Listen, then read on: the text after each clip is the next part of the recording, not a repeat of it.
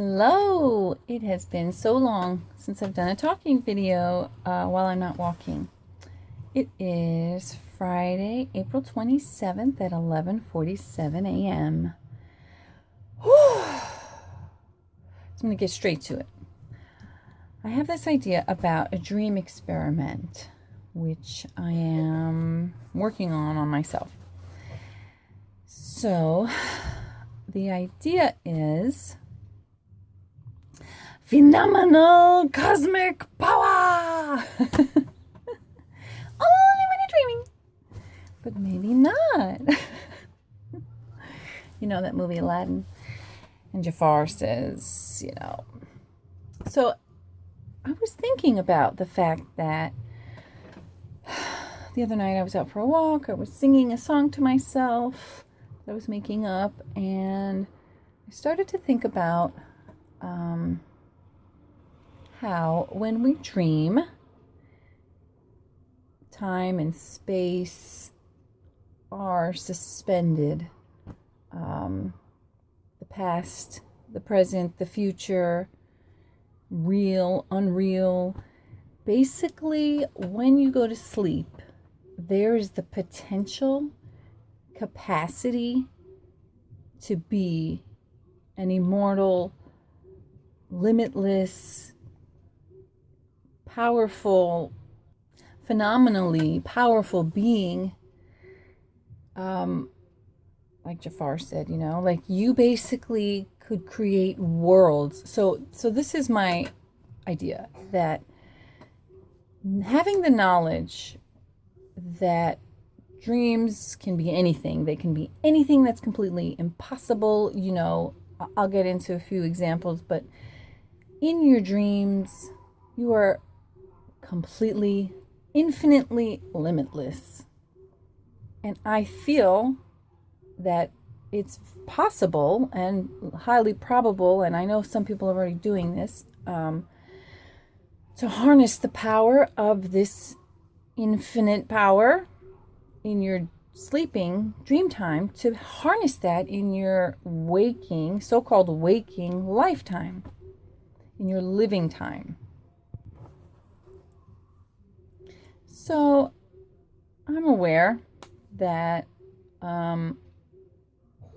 many people, maybe more people than not, say, I don't dream, I never dream, or I never remember my dreams. Many people think that dreams are purely your brain processing the day's experiences and information, and that nothing magical or mystical is actually happening. It's just brain synapses firing their little electrical pulses, and the chemicals and the hormones and whatever else, the blood and everything else that's going through. And I think the conventional idea about dreams is that it's just basically housekeeping. You have your day, you get tired, you go to sleep, you dream because your brain is just like bzz, bzz, bzz, bzz, and so some of this I was talking about in that video that I was making at night, where I was singing a song that I was making up as I went along. So one of the things I was thinking about, talking about in that, was the idea of everyday living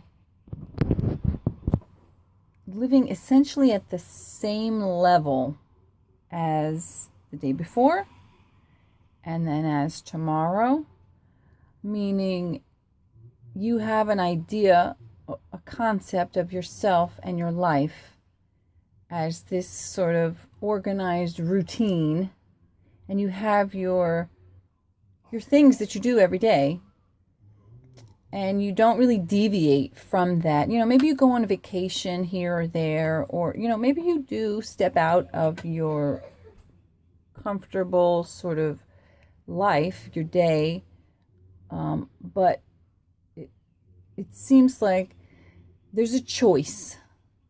This is in my own imaginings, I feel like I can personally choose to have a day today that,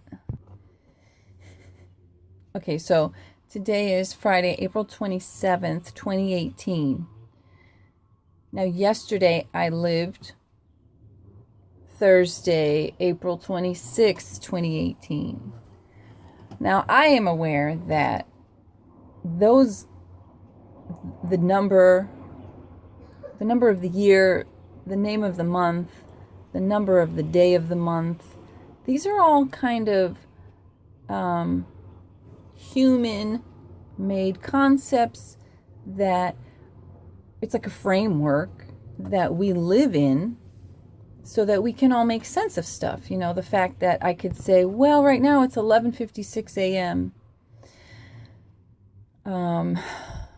It's 11:56 a.m. at this moment where I'm sitting while I'm filming this, but by the time this is uploaded, if I choose to upload it, it's not going to be the same day or time anymore. Or, you know, let's say you're watching this a year later, a day later, 10 years later, like, you know.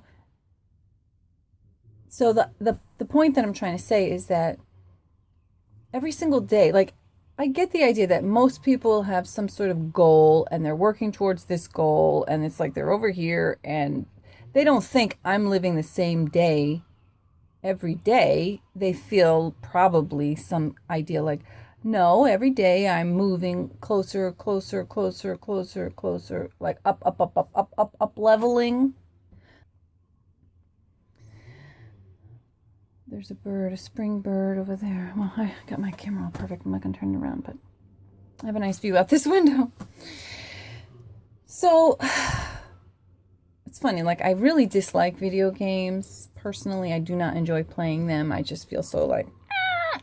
But, you know, many people do, and my children now do. And there's a few ideas about video games that I think are interesting, which is like the idea of levels and up leveling, and, you know, getting through the level and having to go through all of the various obstacles, challenges, and so forth that you have to face and master to become good enough to get to the next level. So that's kind of my idea of like, I could have a day today that's really, really closely on par to yesterday's day. And tomorrow I could do the same thing. And I could basically have, like, I heard this thing, or I read this thing once. It was something like, some people, oh God, what did it say? Like, something like, some people live the same day for 70 years. And meaning like, nothing ever really changes in your life. You know, you kind of see yourself at this place where you just want to sort of coast. So someone said something to me yesterday. I won't name the person just out of privacy. And I'm not putting this down because I feel like it's such a cozy idea. Like, hearing that, on one hand, my way of being, I was kind of like what? You want to do what? So basically the person said that they want to get the next job that they get. They want that to be it. Like, that's their job for the rest of their working career. And this person is young. So it shocked me, like, the idea of doing the same thing for, like, and this was actually after I had talked to myself about this idea of, like, basically every day I want to have the same day. I want to have the same day. I want to have Monday, Tuesday, Wednesday, Thursday, Friday, Saturday, Sunday. Monday, Tuesday, Wednesday, Thursday, Friday, Saturday, Sunday. Like, I say this thing to my kid kind of jokingly, but seriously, like, it's not actually Monday, Tuesday, Wednesday, Thursday, Friday, Saturday, Sunday. That's just a frame that we as human beings have agreed upon here in this particular place where we are, and maybe many around the globe agree on it, even though there's time zones, so it's slightly different depending on where you are. But it's in general, it's like this thing. Yes, I agree that it's Monday, or today is Friday, and that it's this time of day. And yes, it makes sense because of the sun and the stars and the moon and the seasons, but at the same time, it's like today could be bloop bleep, and tomorrow could be click, click, click, and then the next day would be like zip bloop. Like, imagine if every single day was an actual new day, which it is. It isn't like what if, it actually is. Like every single day, today is and tomorrow is like tick took, and then the next day is tick tick, and the day after that is like num num, and and so the reason that we name Monday, Tuesday, Wednesday, Thursday, Friday, Saturday, Sunday is because it's it does correlate, like I said, to the moon and the stars and the seasons, and it makes sense that we sort of spiral, but at the same time, it's very limiting. Like, it helps to get along with others. It helps to plan, like, okay, we're going to do this on this day, and we're going to do this on this day. And it's like, but it also, to me, creates this false sense that life is just repeating itself. It's just repeating itself. How many Mondays you live through, how many Aprils you live through, how many Christmas seasons. Like, it becomes, when you can almost just flip through pages on a calendar to your life away, like people talk about how they can't wait to get through the end of the week. They can't wait for the day to be over. They can't wait for it to end. They want, I'm trying to get to the next thing, but actually I'm really just staying at the same level. So in our evenings of sleep, whether you go to bed really early, you go to bed late, whether you get lots of sleep, whether you don't get lots of sleep, whether you nap a lot or you never nap, or you take power naps, or once in a long while you nap, or like I used to, I guess I still am someone who, like, I would never nap in the day, unless I'm like really sick, which doesn't happen very much, thank God, but like more and more I am working on, I am creating a sitting meditation practice for myself, even if it's just 5, 10, 15, 20 minutes, an hour, like whatever I can get. Sometimes I just do a few here, a few there.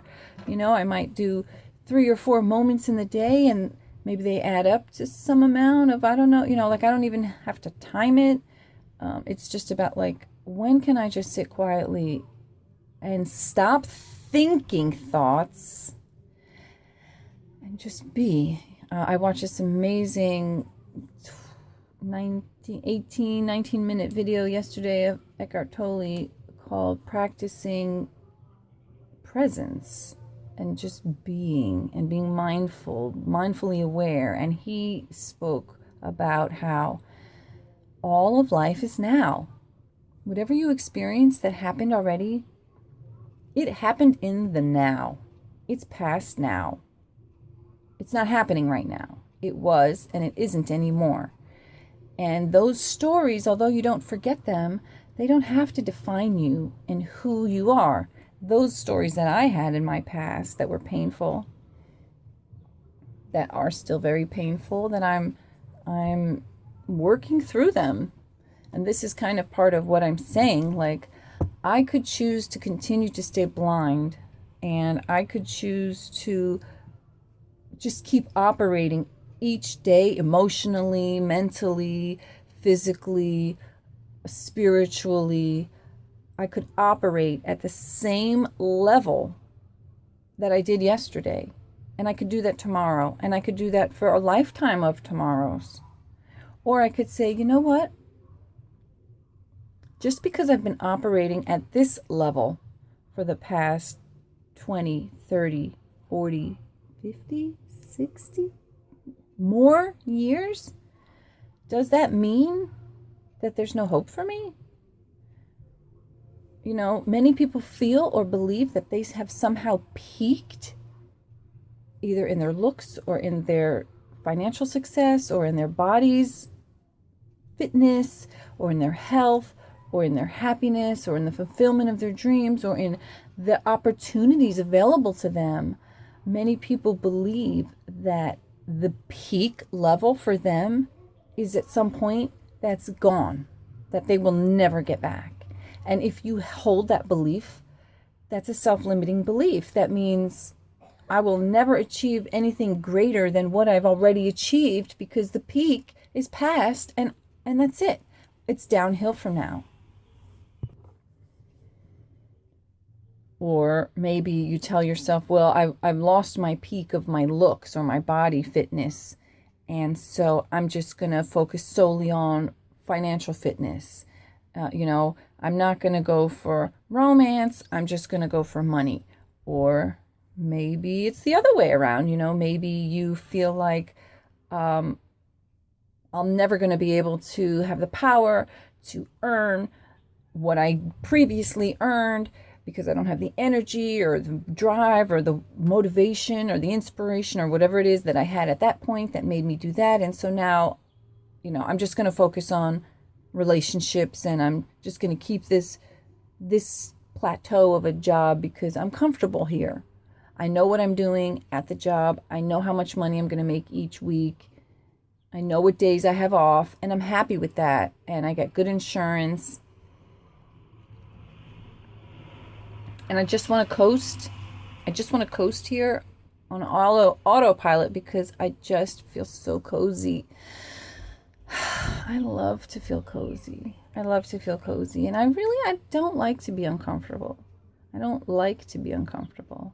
Like, I'm not a camping kind of chick, even though I love nature. I love to be outside. I'm all organic and crunchy granola and stuff, but I don't like to go camping. Like, no. Everybody has their place in their life where they want to stay really cozy, and it's so cozy. It's like soft pink robes and you're all warm and toasty and the weather is perfect and you have all the perfect foods to eat and you have the perfect health and the perfect people to be around and they are behaving perfectly.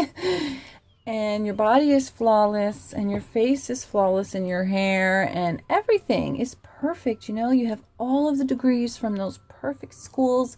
You have the perfect bank account. You have the perfect credit score. And you just want to coast. Or, maybe it's not all perfect, but you still want to just coast because for whatever reason, you're comfortable where you are, even if it's not perfect. So now that I'm almost on 19 minutes, the idea of this experiment with the dream at night. Now, some people study and get really excellent at lucid dreaming, and you could definitely lucid dream this experiment if you're willing and able. But I also feel like it doesn't even necessarily need to be lucid dream. It's more about an intentional experiment dream. So it's like, for example, you might say, okay, so at night when you go to sleep, if you were to have a dream, let's say spontaneous dream, you could spontaneously, not planned, dream anything. You could dream that you're with people who have passed away and you're all there together. You could dream about being with people who are not born yet. You could dream of all kinds of spirit guides and otherworldly beings. You can communicate without speaking. You can communicate purely with thoughts. You can manifest anything in front of you instantaneously. You could be the richest person in the universe. You could create an entire universe. You could be a god and create a universe. You could make an invention. You could write a movie. You could experience a movie. You could write a book. You could lift up every building in this all the cities with your fingernail, like the point is that when you're dreaming, the rules of waking life, of what we know as physics and, Newtonian physics of gravity and solid matter and things like that, the idea that you cannot magically cure someone of cancer with, waving your hand, and you cannot just suddenly create, an influx of financial abundance that is more than you've ever experienced in your life and more than you can even spend, like we tell ourselves these things and we allow ourselves to believe them. Just like, we tell ourselves that it is Friday, April 27th, 2018, and it is 11 p.m. I'm sorry, it's 12:11 p.m. noon East Coast time and daylight savings time. That's the facts. Just the facts, nothing but the facts. Get your facts. Like I saw somebody posted on Facebook this thing. It was like a list of like, these are facts. Like we evolved from some type of, ape. That's a fact. I don't remember what the other facts were, but I was just like, science is a fact. And I'm just like, God, people get so rigid in their beliefs about things. And sometimes it really serves people tremendously well. Like I look at certain people and I say, wow, their bodies are like, you got that shit on lock, man. You know how to make your body look all kind of popping, and it's all toned, it's muscular, it's beautiful, it's like the right complexion, it's, beautiful, beautiful, beautiful bodies. Other people they have beautiful homes. Some people have both. A beautiful body and a beautiful home. Like it's so neat, it's so clean, it's so organized, it's so efficient, but yet it's just so well decorated and it's just so well thought of, and you can just feel the love in the air. Some people have beautiful cars that are so clean and neat and tidy. Some people have like amazing freaking hair, and they just, whether they're just blessed with this ability to take care of their hair in a way that they just they know how to make that shit fantastic, and a mixture of good genes or whatever, like some people are like, woo, with the makeup and the eyebrows and the body and the boom, boom, boom. Some people are like all with the nails and the shoes and like, some people get so into how they dress, their outfits and the matching and everything is high quality, or maybe it's not high quality, but it looks like it is. And, I like to, I haven't been as healthily eating as I was, but my happiest time is when I really eat like super great organic, lots of fruits and veggies and grains, and, not processed stuff, and not eating junk and things like this, which I still haven't given up my coffee. Although I do have my water right here.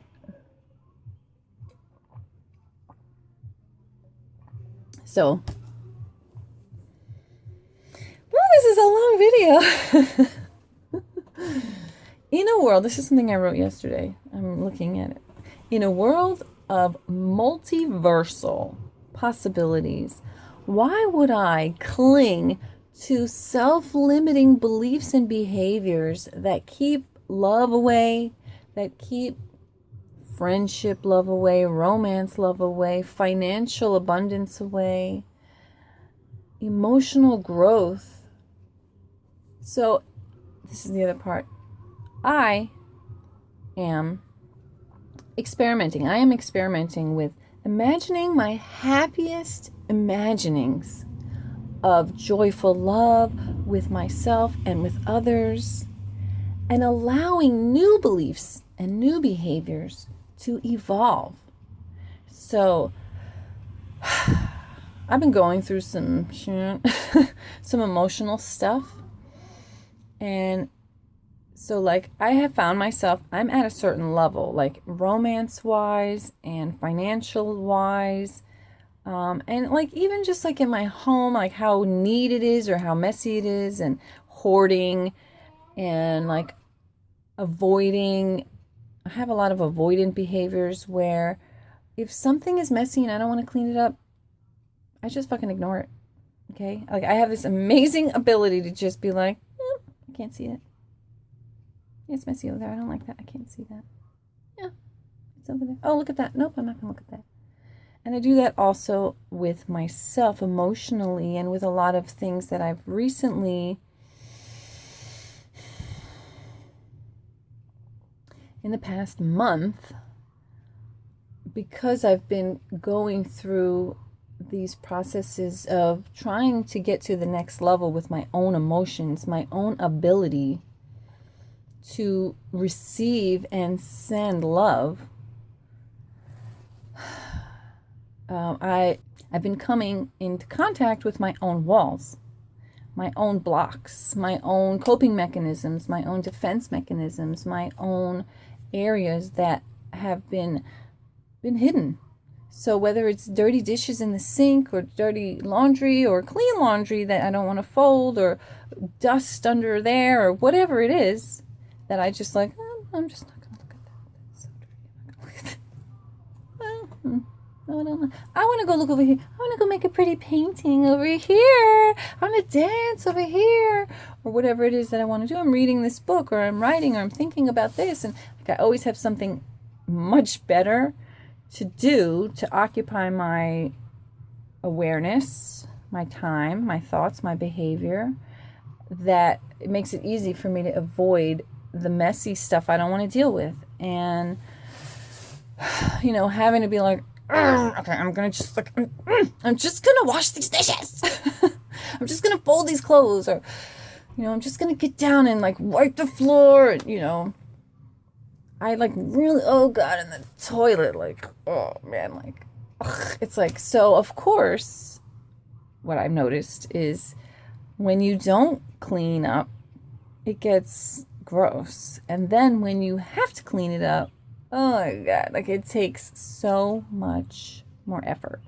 It takes so much more time. It's so much harder to do because it's really caked in there. It's gunked on. It's been there a long time. You know, it's festering.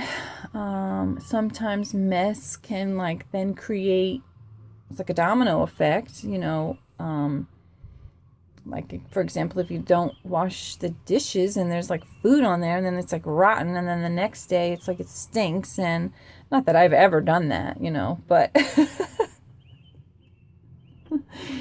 if things get caught in the drain and then there's a sink full of dishes covering that drain and there's food down there and you don't wash those dishes and clean out that sink and then that rotten stuff is there the next day, like, oh my God, you know, and then that could spread germs and then illnesses. And I have not gotten to the point, I don't think, where, you know, we're getting sick because it's disgusting. But, you know, that's a possibility. I'm saying, like, there are people who allow it to go. Like, I have my own limit where I'm like, okay, that really stinks. I need to clean that up. And, you know, and I've been trying, like, there used to be this rule when I was a teenager that I was not allowed to go to bed without doing the dishes. And so when I would go out at night and come home really late, and then I would have to do the dishes, and oh my God, I was just like, this is the worst thing in the world. And so I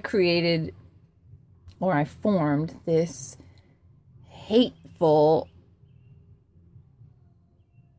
feeling for dishes, which I'm sure many people share with me. But, you know, many people also find dishes to be very relaxing and meditative, and it can be when I allow myself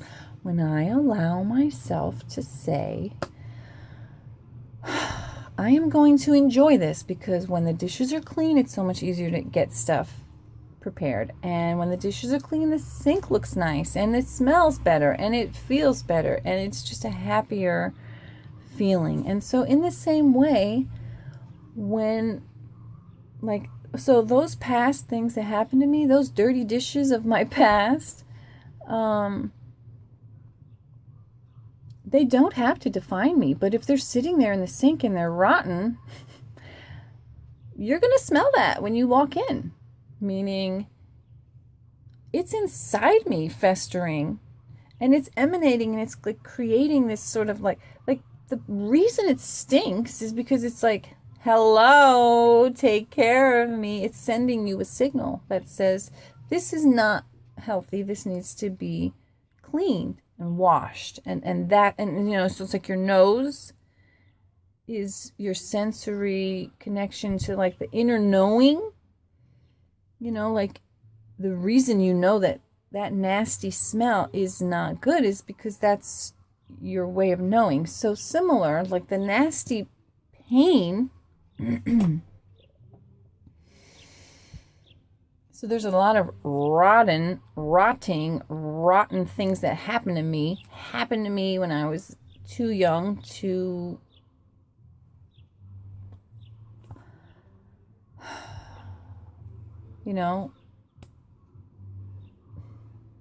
I'm trying to sort of I'm trying to take the Abraham Hicks teaching that where I believe when she says we are intentional beings and we came here intentionally and the purpose of our life is joy and expansion and up-leveling, which to me what that means is expanding my willingness and ability to love and expanding my willingness and ability to connect with people for real, not just connect with a concept, like Eckhart Tolle says, the concept of the person, but the actual person, like allowing that other person to decide who and what they want to be seen as and what, like to love someone in the way where you love and accept them exactly the way they want to be loved and accepted. Not the way you judge them, but, and of course, we can see shit that other people can't see about themselves, but even still, the feeling of being accepted exactly for who and why and how you want to be, I feel like that's cozy.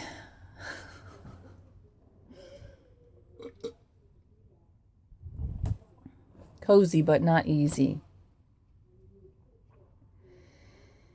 So every night, if I lay down in bed and I imagine whether it's, I just want to go to the most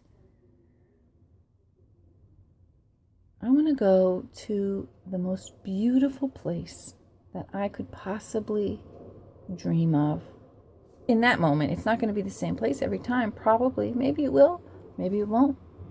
Maybe I'll imagine this beautiful home that I'm creating already in my vortex, which is got gardens filled with flowers and edible fruits and vegetables and paths to walk along and benches to sit on when you want to and water to drink and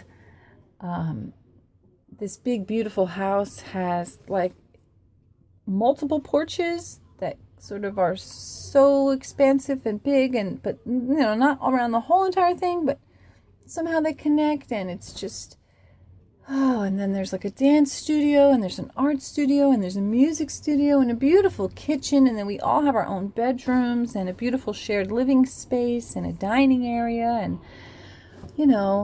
cozy nooks like this little office where I have, like I'm happy in this little nook and all of these things that I want to imagine for myself and dream of. Some of these things are regular, humdrum, everyday stuff, and then there's other things that are magnificent that I want to dream of, publishing and selling millions of books and helping millions of people to